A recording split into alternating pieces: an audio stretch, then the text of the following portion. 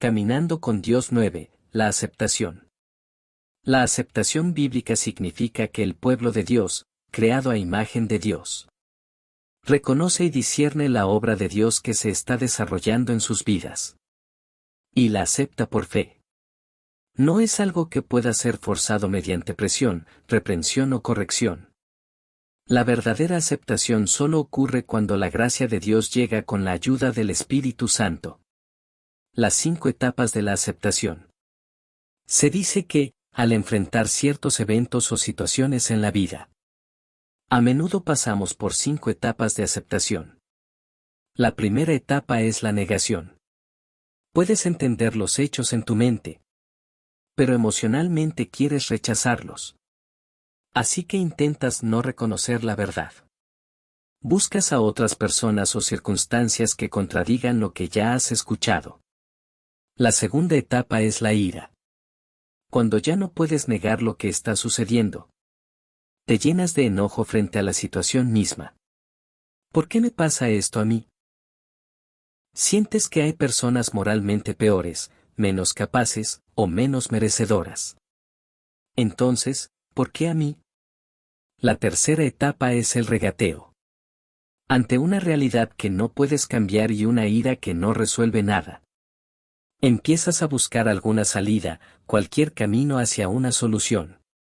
La cuarta etapa es la desesperación. Cuando la situación no mejora y no hay solución visible, las personas caen en el desaliento. Muchos, en ese punto, atraviesan una depresión profunda. O incluso comienzan a considerar, o a perseguir, la muerte. Pero, aunque pocos, algunos logran llegar finalmente a un lugar donde reconocen y aceptan lo que ha pasado, en silencio. Esta es la quinta etapa, la aceptación. Por la gracia de Dios. Todo cristiano que cree que esta vida es un viaje, un lugar de paso temporal, debe llegar a esta etapa de aceptación. Debemos descubrir y creer en lo que Dios está haciendo. Aprendemos a través de la vida de José que la verdadera aceptación solo llega cuando descubrimos que Dios está obrando en nuestras circunstancias. Cuando José fue vendido como esclavo por sus propios hermanos, sin comprender lo que estaba ocurriendo, él les suplicó. Fue esclavo en Egipto, luego ascendió a mayordomo en la casa de Potifar. Pero fue falsamente acusado y echado en prisión, donde terminó a cargo de los prisioneros. Le pidió al copero que lo recordara y lo ayudara a salir. Pero fue olvidado. Durante todos esos años, José no entendía el propósito de Dios detrás de su situación. En otras palabras, todavía no estaba en un lugar de aceptación. ¿Por qué? Porque aún no había visto la visión que Dios quería cumplir a través de su vida. Solo después de que José llegó a ser gobernador de Egipto, finalmente entendió el significado de todo lo que había pasado. Y en ese momento, pudo aceptarlo. Él confesó. Entonces José les dijo a sus hermanos, yo soy José. Soy su hermano José, el que ustedes vendieron como esclavo a Egipto. Pero ahora, no se aflijan ni se enojen con ustedes mismos por haberme vendido. Pues fue Dios quien me mandó delante de ustedes para salvar vidas. Dios me envió delante de ustedes para salvarles la vida de una forma extraordinaria y para asegurarles descendencia sobre la tierra. Así que no fueron ustedes quienes me mandaron aquí, sino Dios. Al mirar hacia atrás después de haber sido exaltado en Egipto, José vio la mano de Dios en todo. No fueron sus hermanos quienes lo vendieron. Ni fue la esposa de Potifar quien lo arrojó a la cárcel. Ni el copero quien lo olvidó, aunque todos jugaron su parte. Todo estaba dentro del plan soberano de Dios. Solo entonces José pudo aceptar verdaderamente. Solo entonces pudo perdonar de corazón. Así que ahora, debemos mirar las historias de la Escritura. No solo como relatos horizontales que ocurren en el tiempo y el espacio, sino con una mirada vertical de fe. Reconociendo la gracia de Dios. Y aceptando nuestra vida presente a través de su palabra. Por eso debemos aferrarnos a la Escritura. La Biblia no es solo un libro escrito con tinta y papel.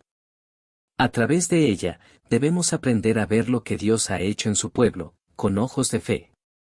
Por la inspiración del Espíritu Santo, los eventos de la Biblia deben convertirse en nuestros eventos. Solo así, como pueblo de Dios, podremos ver todo lo que ocurre en nuestras vidas desde la perspectiva de Dios. Y aceptarlo. Debemos ver la grandeza de Dios.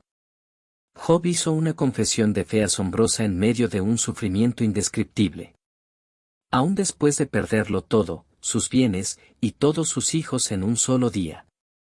Adoró y declaró: El Señor dio, el Señor quitó. Bendito sea el nombre del Señor. La Escritura añade este testimonio. A pesar de todo, Job no pecó ni culpó a Dios.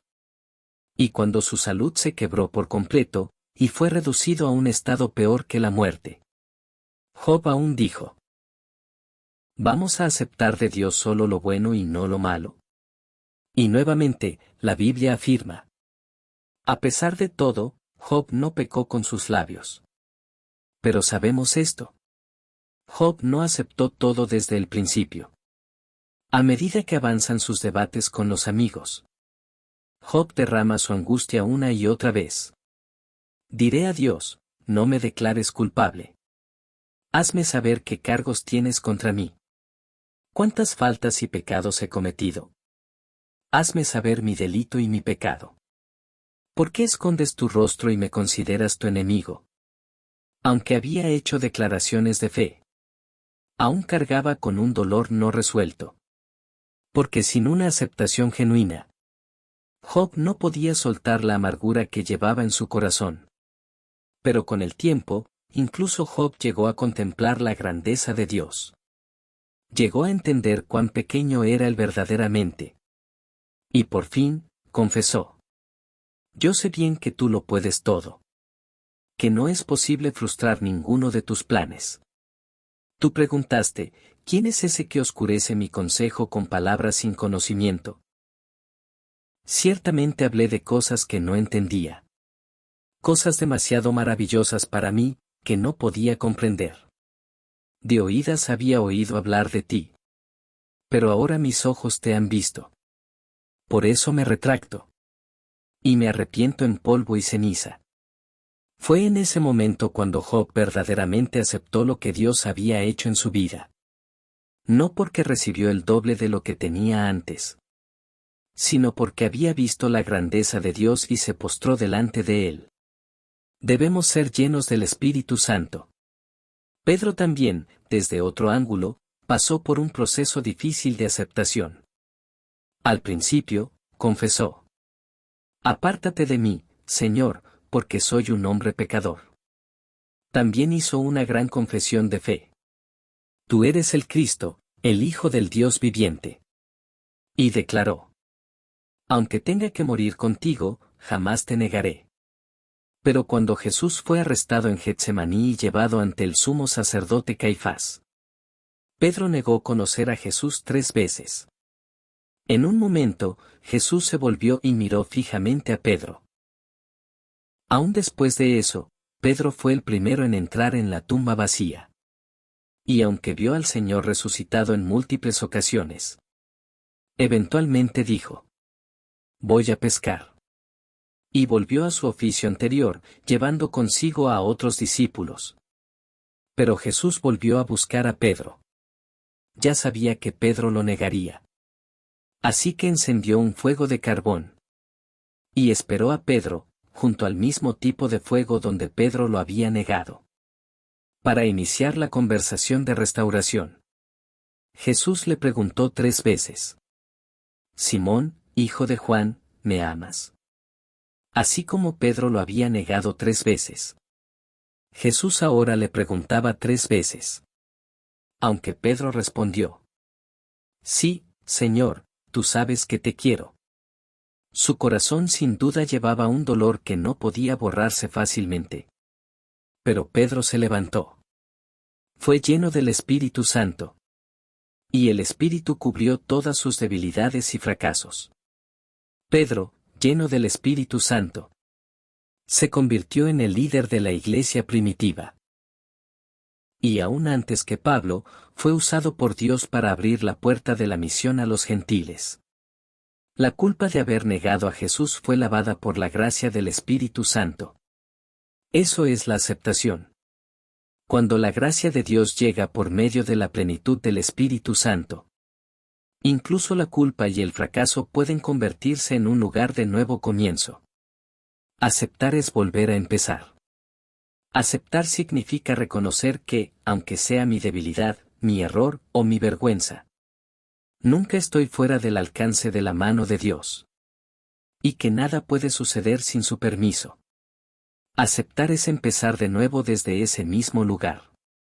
Aunque yo no lo haya querido.